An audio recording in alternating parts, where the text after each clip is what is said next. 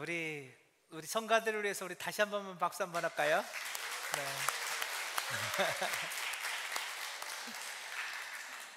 오늘 우리 성가대가 연설을 마치고 저와 함께 올라오는데 다들 표정이 우리 괜찮아? 이런 표정이었어요. 오늘 성가기 무척 힘들다는 표정. 근데 저는 그 마음이 저한테 와줬어요. 제가 설교를 준비하고 이 강대상에 올라올 때 가끔씩 그런 마음이 있거든요. 나 오늘 설교해도 되나? 나 오늘 괜찮나? 그 당혹스러움이 생길 때가 있거든요. 매주 하나님 앞에 찬양으로 영광 돌려주신 우리 성가대 너무너무 감사해요. 하나님은 그 찬양을 받으셨을 줄 믿습니다. 하나님은 오늘 우리 예배를 받으셨을 줄 믿습니다. 자, 우리 옆 사람과 인사할까요? 큰 은혜가 있기를 축복합니다. 아멘. 대한민국 헌법 제46조 1항은 국회의원들의 직무와 관련하여 이렇게 정의하고 있습니다. 국회의원은 국민의 대표자로서 양심에 따라 직무를 행한다. 여기서 중요한 것은 국민의 대표자라는 말입니다.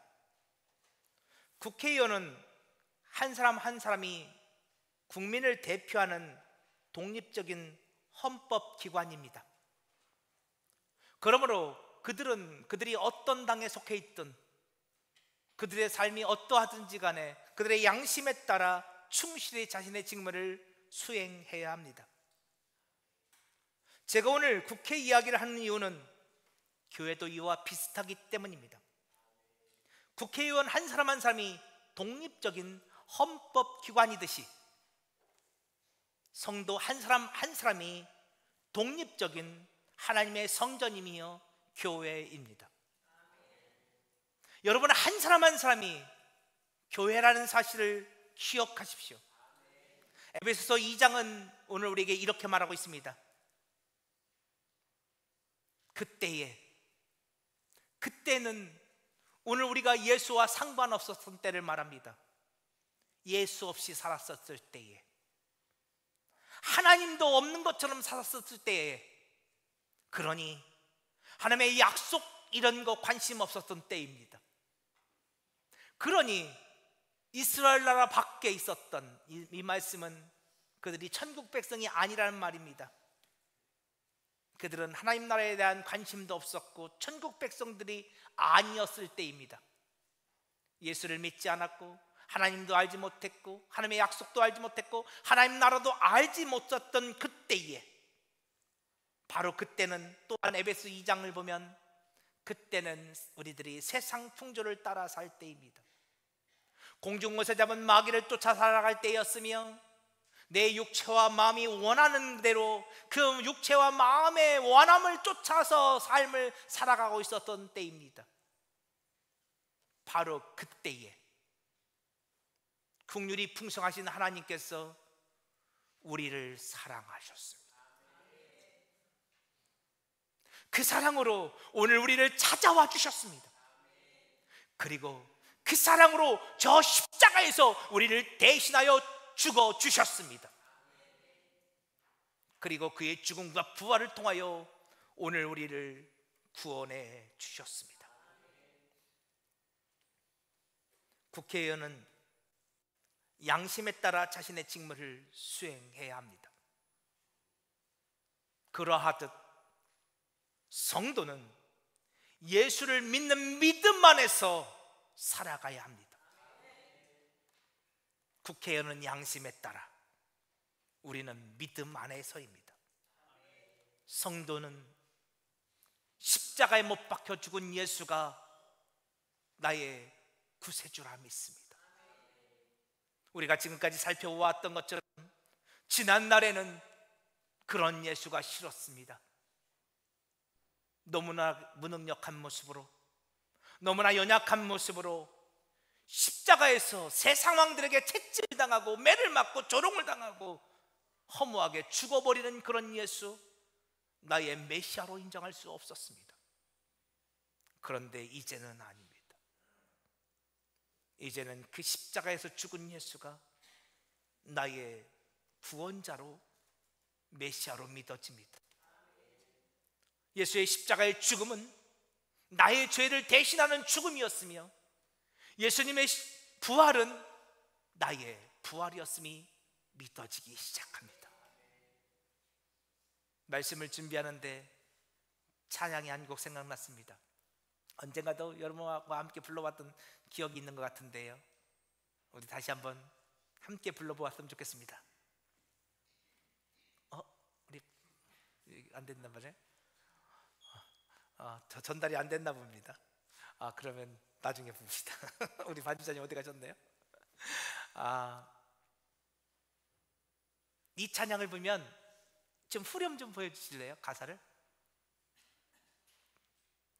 네. 그의 아픔이 내 아픔입니다.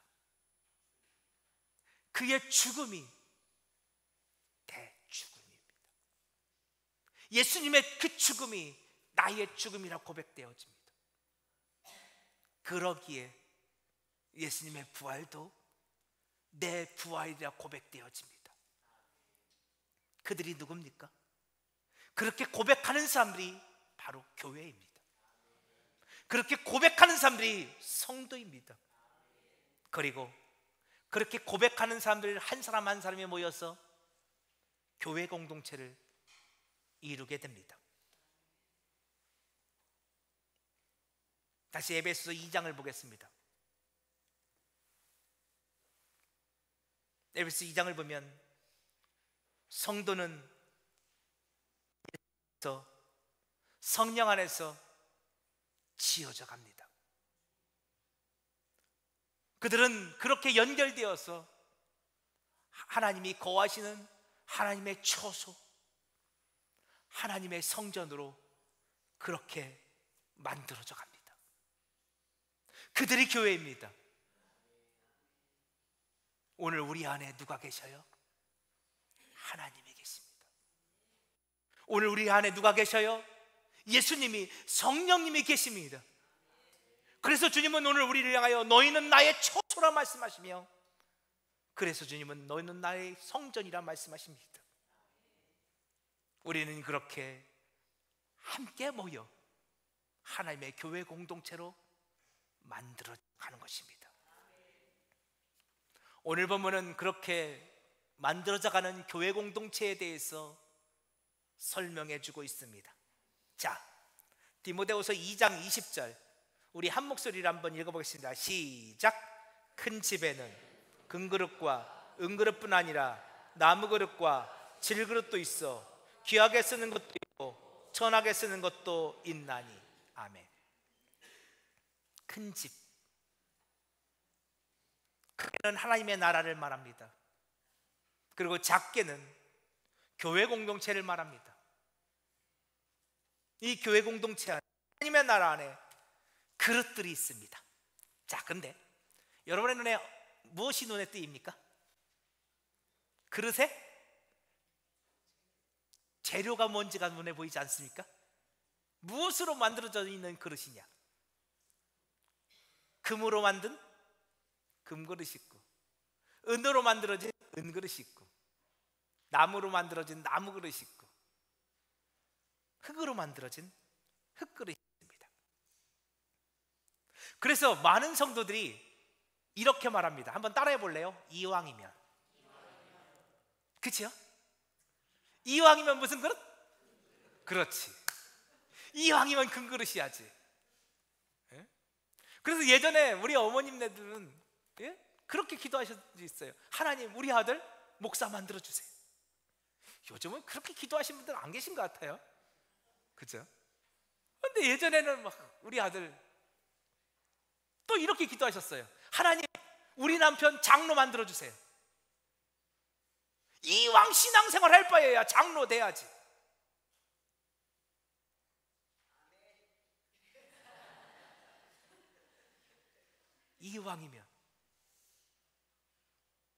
이왕이면 금그릇. 그래서 우리 신앙생활의 목표가 목사가 되어지고 장로가 되어진 사람들, 교회 공동체 안에 참 이런 일들이 많이 일어납니다. 출애굽기 25장을 보면 성막을 만드는 장면이 기록되어 있습니다. 그 중에서 성막을 구성하고 있는 기구들이 등장합니다. 성막을 표현할 때는요, 맨 안쪽 지성소부터 이야기합니다. 지성소에 우리가 잘 아는 법궤가 있습니다. 그리고 좀 밖으로 나오면 성소에 떡상, 등대, 분향단이 있습니다. 그리고 좀 더 밖으로 유대인의 뜰로 나오면 물두멍이 있고 번제단이 있습니다. 이것들은 사람들이 다 기억하는 성막의 기구들입니다. 그러나 성전에서, 성막에서 하나님 앞에 제사를 드리기 위해서는 그런 것들만 가지고는 안 됩니다. 출애굽기 27장 3절 말씀, 자, 우리 읽어볼까요? 시작. 재를 담는 통과 부삭과 대야와 고기 갈고리와 옮기는 그릇을 만들 때 제단의 그릇을 다 노수로 만들지며. 제가 어렸을 때요, 저희 동네에 몸이 약간 불편하신 그런 할아버지가 계셨습니다. 이 할아버지는 정상적인 일을 할 수가 없었습니다. 그래서 평생 무엇인가를 만들어서 그걸 파셔서 사셨습니다. 특별히 이 할아버지가 주로 만드는 그런 제품 중에 하나가 삼택이었습니다. 여러분, 삼택이 아십니까? 부여도 삼택이라고 하나요? 네, 제가 PPT에 하나 사진, 이거요. 그 할아버지는 집으로 삼태기를 만들곤 하셨습니다. 또는 이 집으로 바구니를 만들고도 하셨습니다. 또 갈대를 잘라서 빗자루를 만드셨습니다. 이 할아버지는 주로 그런 것들을 만드셔서 당진장에 나가서 파셔서 사셨습니다. 자, 이 삼태기, 여러분 뭐 하는 거죠, 이 삼태기? 우리 예진이는 지금 저게 뭐야? 그죠? 뭐 하는 거예요, 삼태기? 그렇죠. 아궁이에 풀을 뗍니다. 그러면 재가 나옵니다. 저 옆에, 저 삼태기 옆에 있는 저거 뭐예요?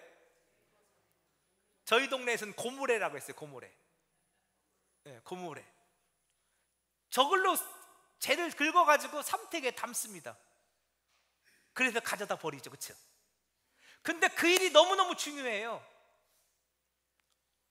그 아궁이에 있는 재를 비워내지 않으면 어떻게 돼요, 나중에? 그 아궁이의 굴뚝이 어떻게 해요? 꽉 막혀버려요. 그러면요, 이 연기가 막 밖으로 나오고요, 불도 잘 안 들어요. 그죠? 그래서 이 아궁이에 있는 재를 중간중간 비워주는 게 중요해요. 여러분,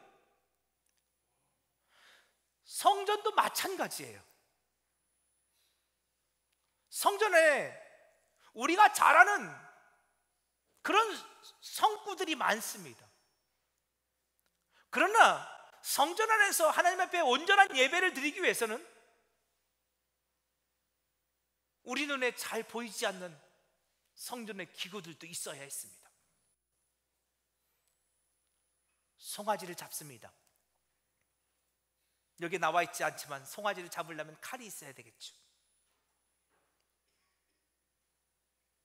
송아지 잡을 때 피를 제단에 뿌려야 되니까 피를 담아놓는 통이 있어야 되겠고, 고기를 담아놓는 통이 있어야 됩니다. 송아지의 고기를 갈고리에 넣는, 벽에다 걸어놓은 갈고리도 있어야 합니다. 불을 옮기는 도구들, 재를 옮기는 도구들, 나무를 옮기는 도구들, 수많은 도구들이 필요했습니다.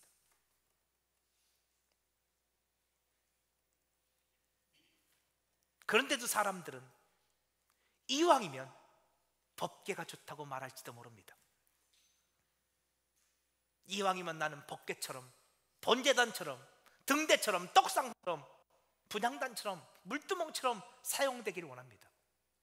자, 그러면 우리 법궤는 어떤지 한번 볼까요? 출애굽기 25장을 보면 법궤를 만드는 장면이 나옵니다. 법궤는 한마디로 말해서 나무 상자입니다.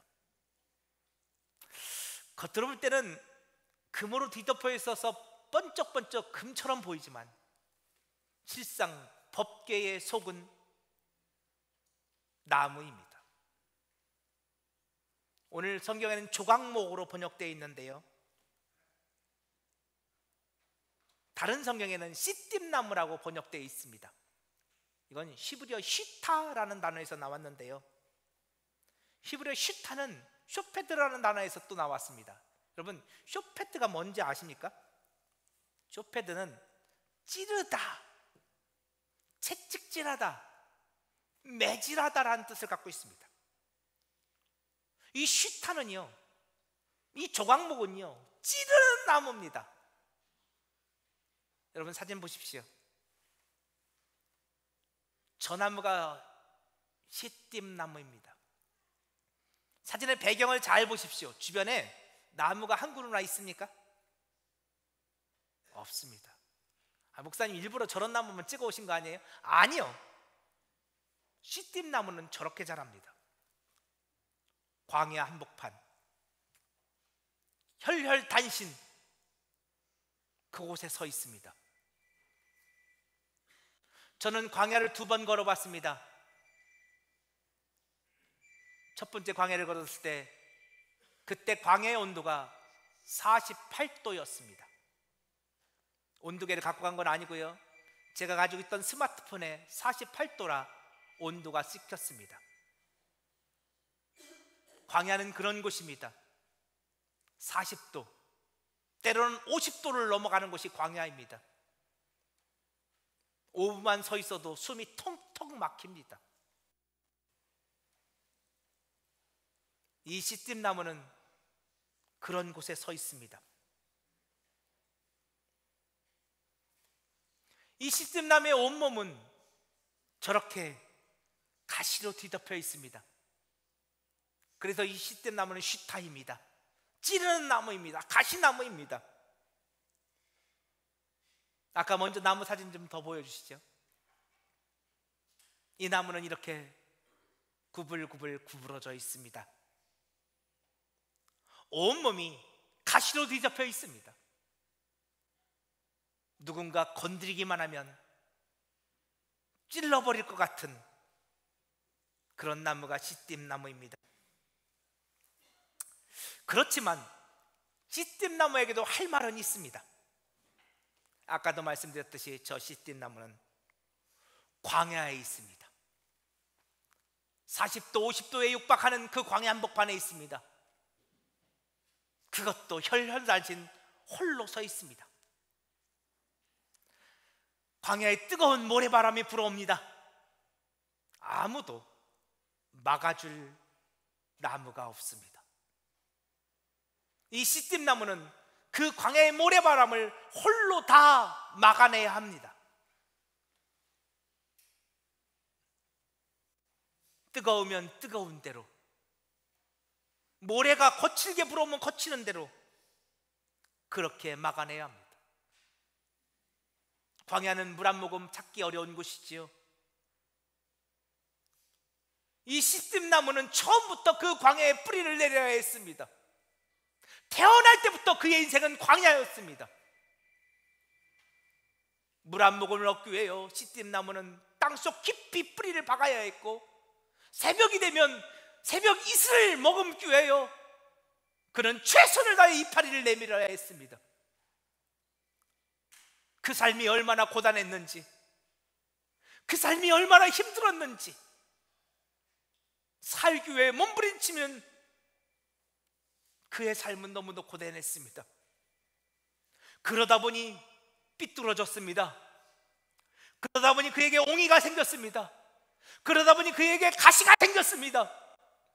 그러다 보니 상처가 생겼습니다.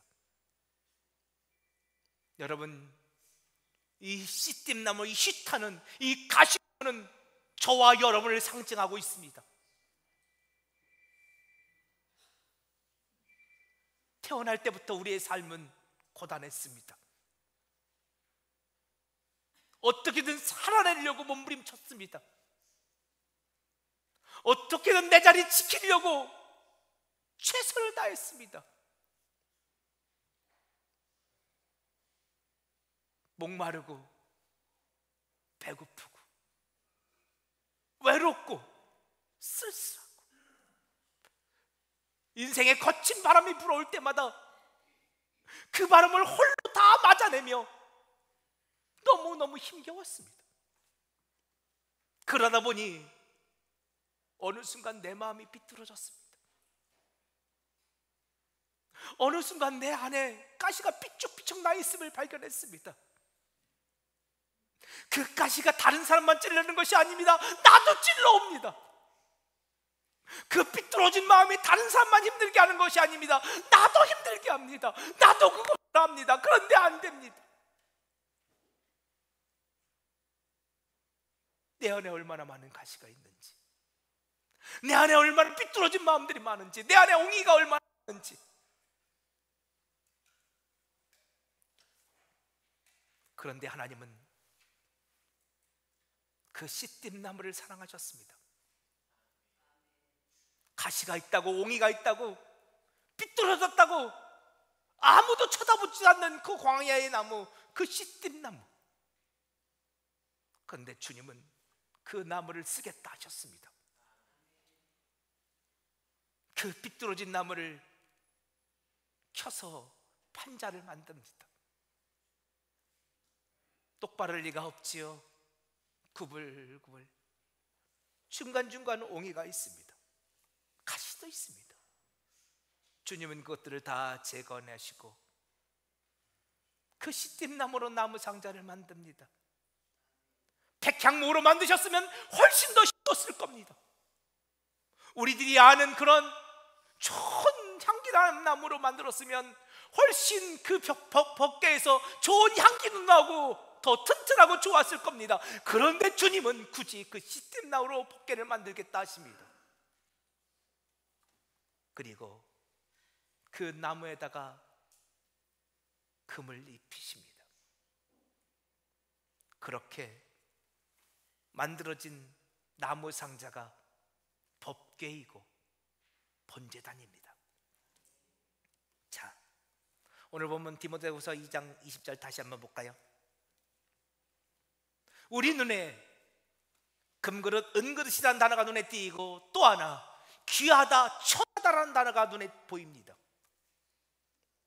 우리는 이 말씀을 보면서 나는 이왕이면 귀한 자로, 금그릇 같은 자로 쓰임받겠다고 없이 기도해 왔습니다. 여러분, 하나님 나라에 귀한 자가 있을까요? 하나님 나라에 천한 자가 있을까요? 여러분, 그럼 그런 곳이 하나님의 나라 맞을까요? 이곳에서도 귀한 자, 천한 자를 나누었거늘 저 하나님 나라에서도 귀한 자를 나누고 천한 자를 나눈다면 우리는 그것을 하나님의 나라라고 말할 수 있을까요?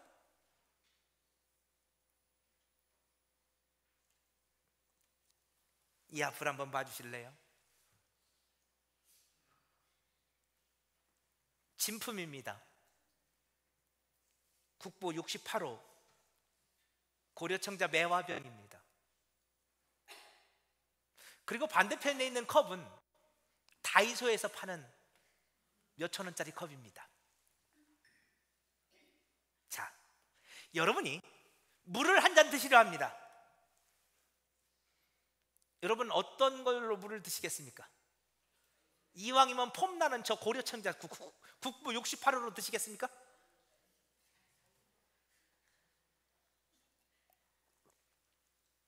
저는 다이소 컵이 좋습니다. 여러분, 귀하면 귀하게 쓰임 받을 것 같죠? 귀하면 창고에 들어가 있어야 합니다.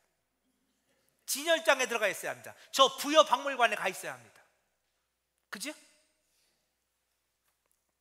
여러분, 오늘 본문에서 귀하게 쓰는 것도 있고 천하게 쓰는 것도 있다고 말씀하시는데, 여러분, 이 말씀 오해하면 안 됩니다. 그래서 오늘 우리가 이 말씀을 오해해서 이왕이면 내가 교회 안에서 귀하게 쓰임 받기를 원합니다. 우리 남편이, 우리 아들이 귀하게 쓰임 받기를 원합니다. 그래서 이왕이면 목사가 되기를 원하고, 이왕이면 장로가 되기를 원하고, 그래서 집사 권사는 하찮고,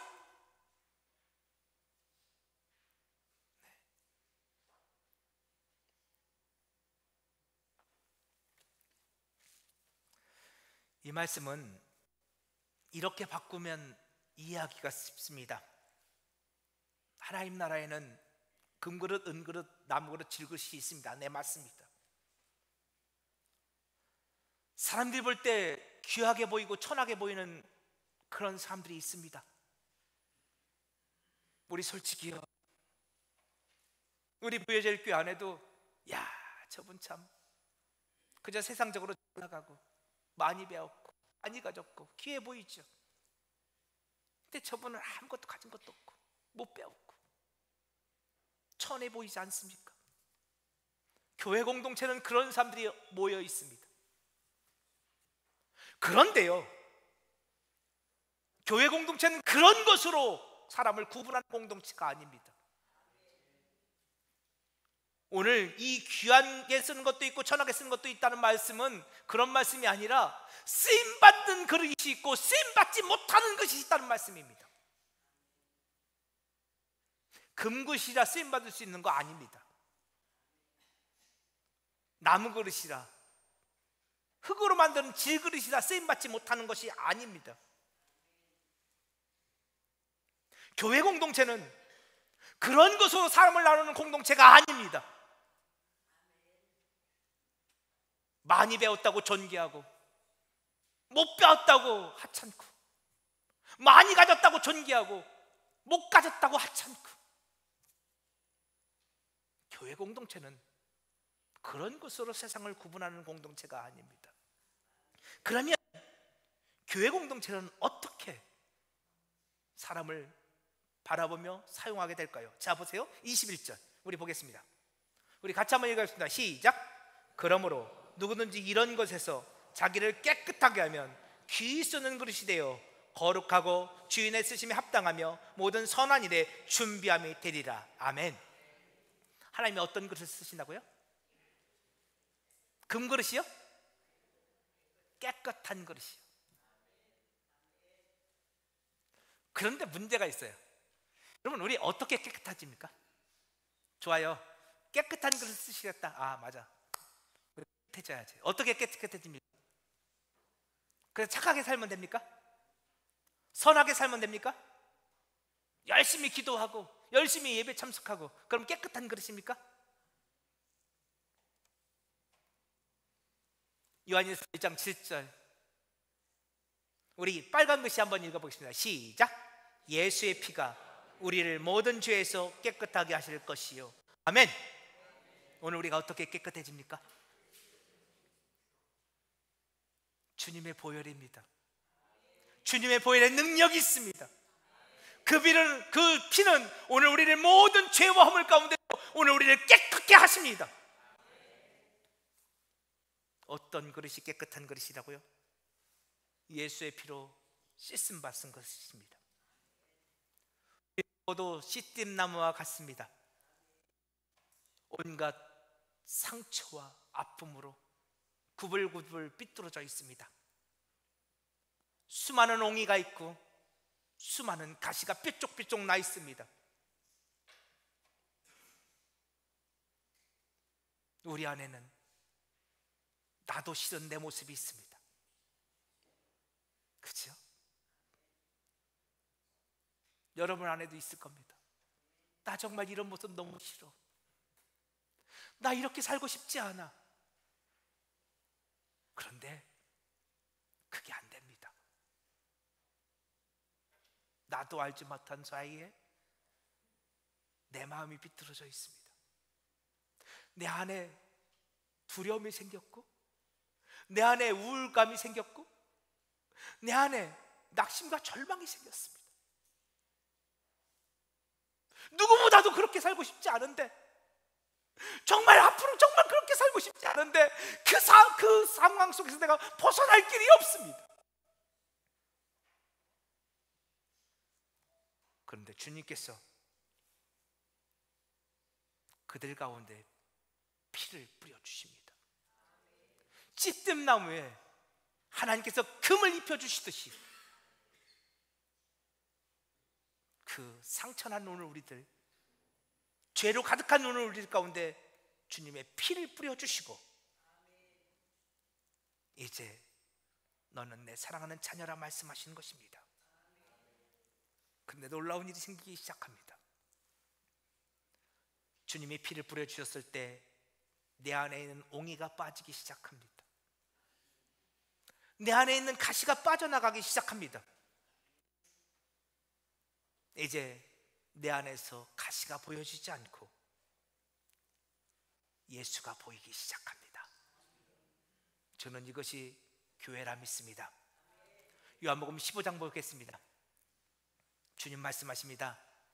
내 안에 거하라, 나도 너희 안에 거하리라.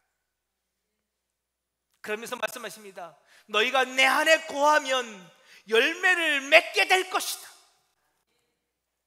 여러분, 그들이 교회입니다. 주님께서 그들 안에 거하시는 공동체, 주님의 청소된 공동체, 그들이 교회입니다. 주님이 그들 안에 거하게 될 때, 또한 그들이 주님 안에 거하게 될 때 그들은 열매를 맺게 됩니다. 무슨 열매를 맺게 될까요? 예수라는 열매를 맺게 됩니다. 그 안에서 보여지지 않고 예수가 보여지기 시작합니다. 분명 그들은 가시나무였습니다. 그런데 이제 그들은 더 이상 가시나무가 아닙니다. 예수라는 열매를 맺는 생명의 나무입니다.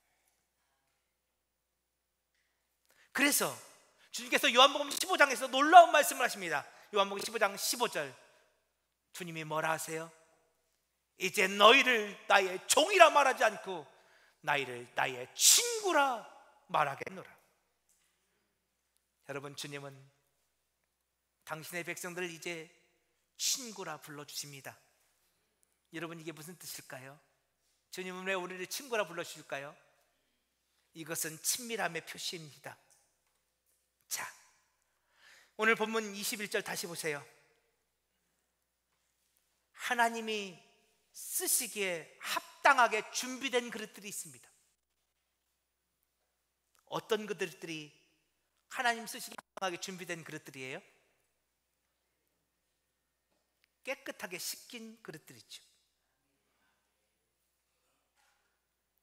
그런데요, 그들이 깨끗하게 씻겼다는 것은 무엇을 의미하냐면 그들이 예수 안에 있음을 말하는 것입니다.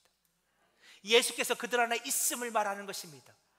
그리고 그들이 예수 안에 있다는 것은 그들이 예수와 무척이나 친밀한 관계가 되었다는 것을 말합니다. 그럼 이렇게 말할 수 있습니다. 주님의 쓰심에 합당하게 준비되어진 그릇들은 어떤 그릇이냐? 주님의 손에 익은 그릇입니다. 여러분 집에 컵들이 많을 거예요. 근데 여러분, 어떤 컵을 주로 사용하십니까? 비싼 순서대로 사용하십니까? 싼 순서대로 사용하십니까? 그럼? 자, 제 목양실에 제 목양실에서 어젯밤 찍은 사진입니다. 제가 친구 목사님 교회를 갔더니 친구 목사님이 선물로 주셨어요. 저희 교회도 앞으로 좀 저런 거 했으면 좋겠는데, 그 교회는 새신자가 오면 저렇게 기념품을 몇 개 해서 나눠준대요. 몇 년 전에 제가 받은 컵이에요. 근데 제가 써보니까요, 저게 너무 좋아요. 일단 제가 몇 번 떨어뜨렸는데 안 깨져요. 그리고 나름대로 약간 보온 성능도 있어요. 제가 볼 때 그렇게 비싼 브랜드도 아니에요. 근데 쓰다 보니 제 손에 익었어요.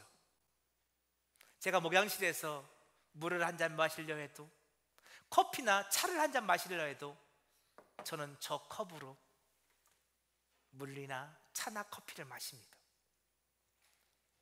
저한테는 더 비싼 컵들도 많이 있습니다.